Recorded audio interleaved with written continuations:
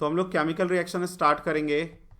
Chemical reaction में देखो, एक तो सारे जितने भी कंपाउंड है उसके नेम बहुत ही इंपॉर्टेंट है, वो नेम आपको याद होना चाहिए। दूसरा, जहां भी कलर है, जहां भी कलर का यूज है, अभी केमिकल रिएक्शन करेंगे हम लोग, ठीक है। तो केमिकल रिएक्शन में मैंने ये कहा कि जहां भी आपको लगता है कि कंपाउंड है, उस कंपाउंड का एक तो नाम याद होना चाहिए, दूसरा उसका हमें कलर याद होना चाहिए, और फिर आता है रिएक्शंस का, ठीक है ना।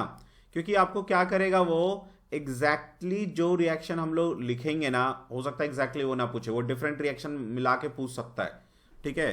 तो जहां जहां जो भी चीज़ इंपॉर्टेंट होगी वो मैं आपको बोलता जाऊंगा, और केमिकल नेम और रिएक्शन को यहाँ पे याद रखना, इट्स इम्पॉर्टेंट, ठीक है ना। और यही एक चैलेंज है, केमिकल रिएक्शन को याद रखना।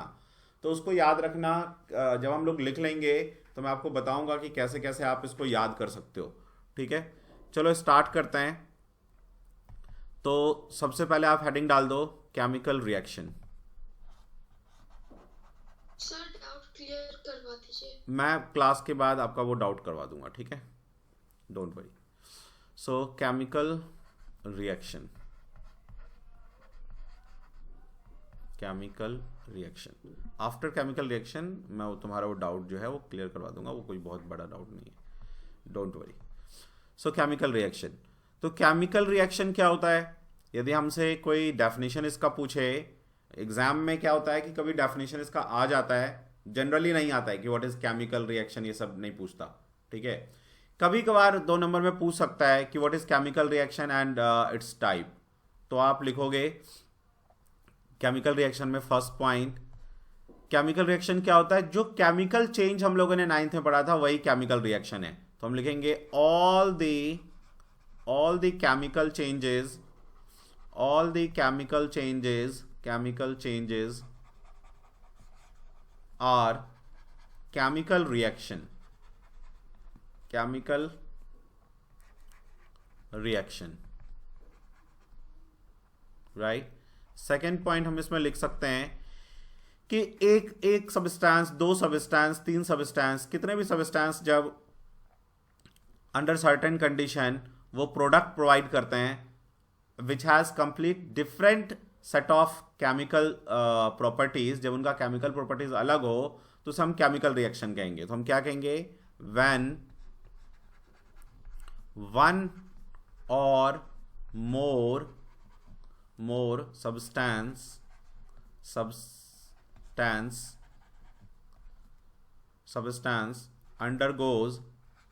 undergoes chemical reaction, chemical chemical changes, and or whether you can write when one or more substance reacts and give a new product, it is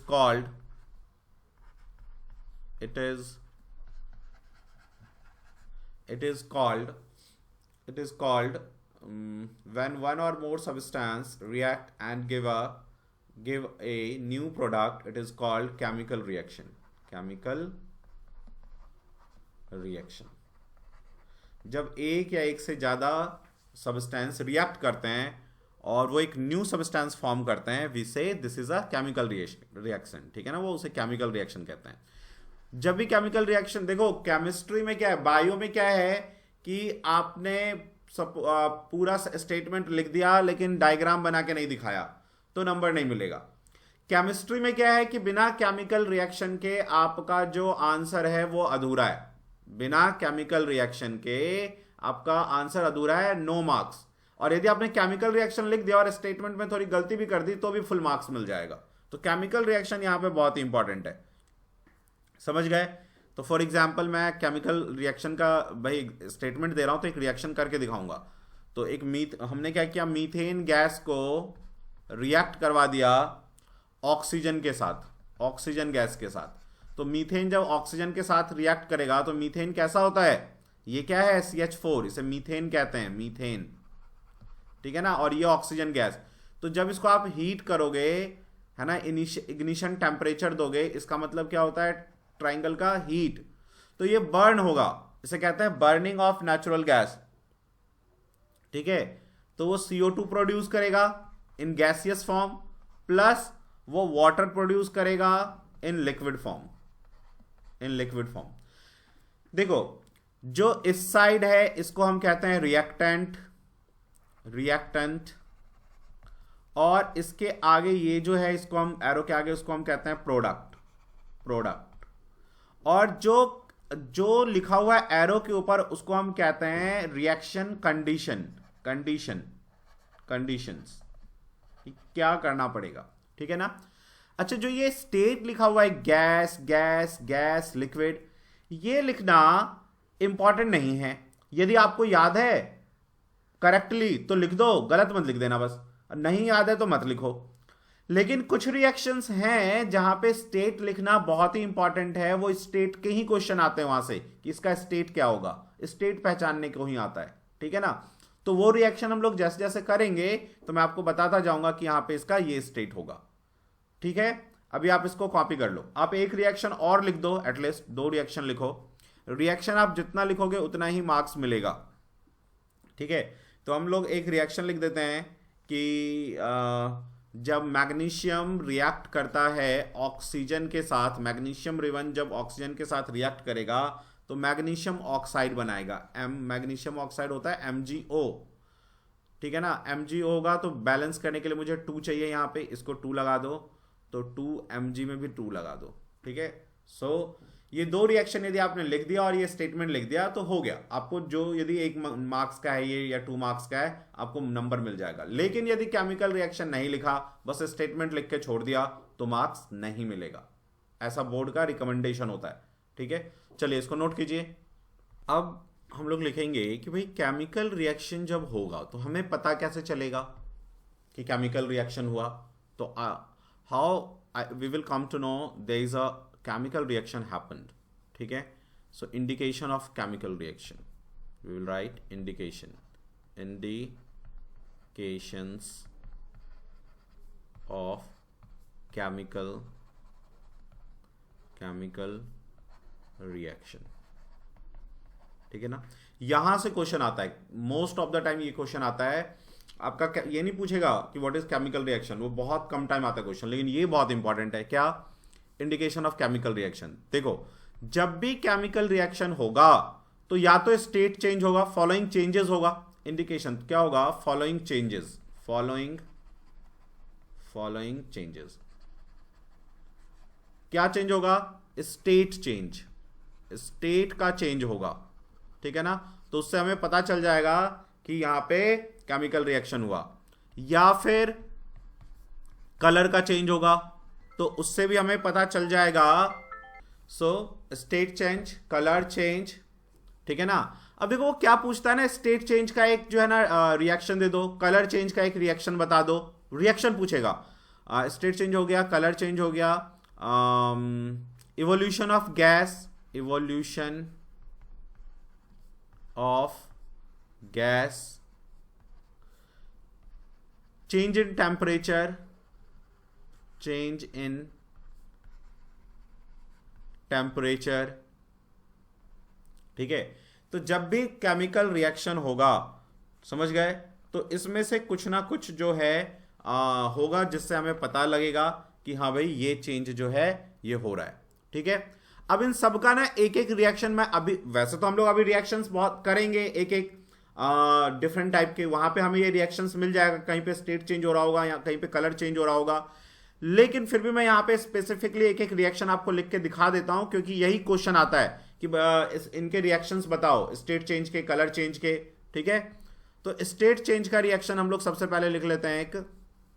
देखो जब हम वाटर को इलेक्ट्रोलाइसिस करते हैं, ठीक है, अभी हम लोग इलेक्ट्रोलाइसिस पढ़ेंगे तो मैं तुम्हें पूरा बताऊंगा, वहां से क्वेश्चन बहुत बहुत कुछ आता है वहां से।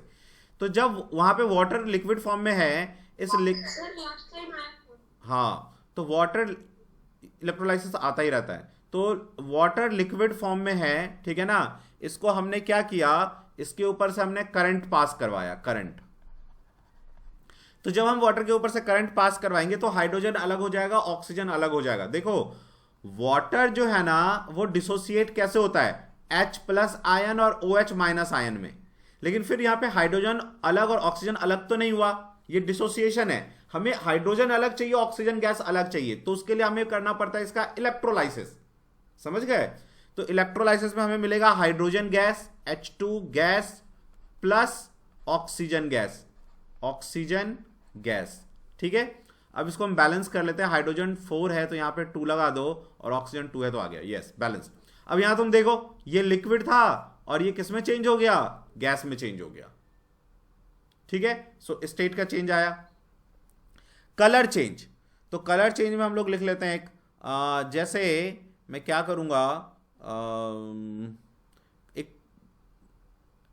एक यहां पे ना एक प्रेसिपिटेशन भी लिख दो, फिफ्थ में form of precipitation, form of formation of precipitation, precipitation.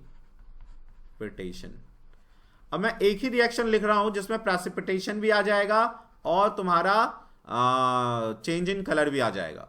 जैसे फॉर एग्जांपल मैंने क्या किया, ये बहुत ही कॉमन रिएक्शन है, एग्जाम में बहुत बार आता है, सोडियम सल्फेट।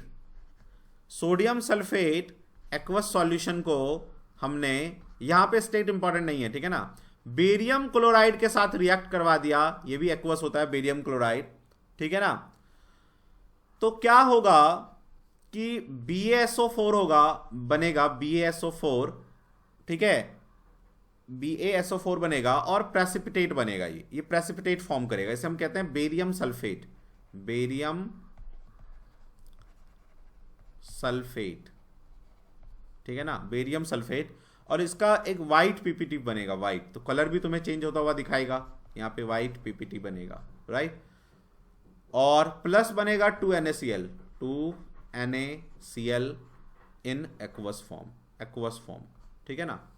ये क्या है, ये नाम रखना बहुत इंपॉर्टेंट है, याद रखना, सोडियम सल्फेट।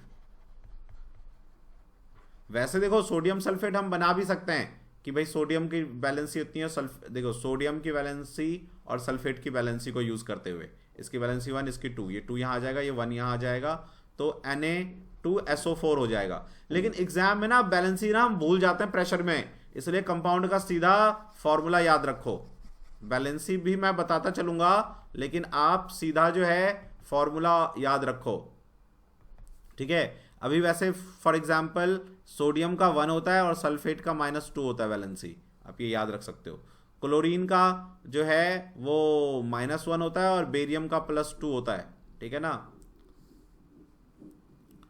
वैलेंसी, ये वैलेंसी जरूर लिखना, वैलेंसी हेल्प करता है आपको, ठीक है। तो ये देखो प्रेसिपिटेशन हो गया, चेंज इन कलर भी हो गया। चेंज इन कलर का एक और बहुत ही फेमस रिएक्शन है, वो भी हम लोग लिख लेते हैं। और ये क्वेश्चन आता बहुत ज्यादा है, ये वाला रिएक्शन, ये रिएक्शन के बारे में मैं आगे भी पढ़ाऊंगा। जैसे कॉपर है, जब वो ऑक्सीजन के साथ रिएक्ट करता है, ठीक है ना, यदि हीट दोगे तो वो फॉर्म करता है कॉपर सेकेंड ऑक्साइड, ये ब्लैक कलर का होता है, ब्लैक। और कॉपर कैसा कलर का होता है, ब्राउन, ब्राउनिश रेड, तो ब्राउन से ब्लैक हो गया, ठीक है ना। ये क्या करता है, जैसे कॉपर है अपने घर में हम लोग इलेक्ट्रिसिटी के वायर के फॉर्म में यूज करते हैं, लेकिन यही कॉपर हम लोग, कॉपर ज्यादा कंडक्टर है एल्यूमिनियम से, तो हम ओवरहेड जो वायर जाता है, आप जो ओवरहेड वायर देखते हो ग्रिड में जाते हुए, है ना, तो वो एल्यूमिनियम का होता है, वो कॉपर का क्यों नहीं होता, कॉपर होता तो ज्यादा अच्छा होता। तो ये यही दिक्कत आएगी कि कॉपर क्या होगा, ऑक्सीजन के साथ जब बारिश होगा और टेम्परेचर बढ़ेगा तो ऑक्सीजन से मिलकर ना ये कॉपर ऑक्साइड ब्लैक कलर का बना लेगा। और ये जो होता है ना ब्लैक कलर का जो कॉपर ऑक्साइड, ये गुड कंडक्टर नहीं होता, तो कंडक्ट नहीं करने देगा इलेक्ट्रिसिटी को, समझ गए। आपके घर में यदि कोई कॉपर का कोई गिलास होगा या कुछ होगा ऐसा पानी पीने के लिए लोग रखते हैं, देखना वो धीरे धीरे काला पड़ जाता है क्योंकि कॉपर ऑक्साइड बन जाता है वो, ठीक है।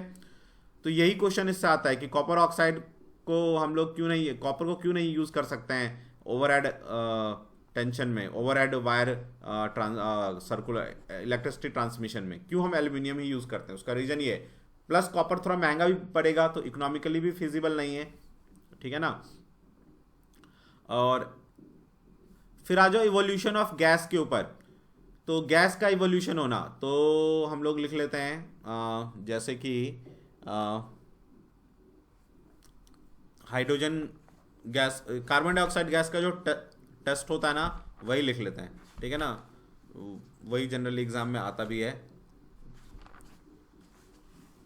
तो लिखो इसमें कैल्शियम कार्बोनेट जब रिएक्ट करेगा HCl गैस के साथ, अभी मैं बैलेंस फॉर्म नहीं लिख रहा हूं, जरूरी भी हमेशा बैलेंस फॉर्म लिखना कोई जरूरत नहीं होता ऐसा। तो कैल्शियम क्लोराइड बनाता है प्लस वाटर बनाता है प्लस CO2 गैस निकलता है, ब्रिस्क एफर्वेसेंस, ब्रिस्क एफर्वेसेंस, वो यही रिएक्शन होता है। एग्जाम में पूछता भी है कि there is a X compound react with Y compound and formed a Z compound with a brisk effervescence, what is that? तो कैल्शियम कार्बोनेट रिएक्ट किया HCl के साथ, तो कैल्शियम क्लोराइड बनाया, वाटर बनाया और CO2 निकला ब्रिस्क एफर्वेसेंस के साथ, ठीक है।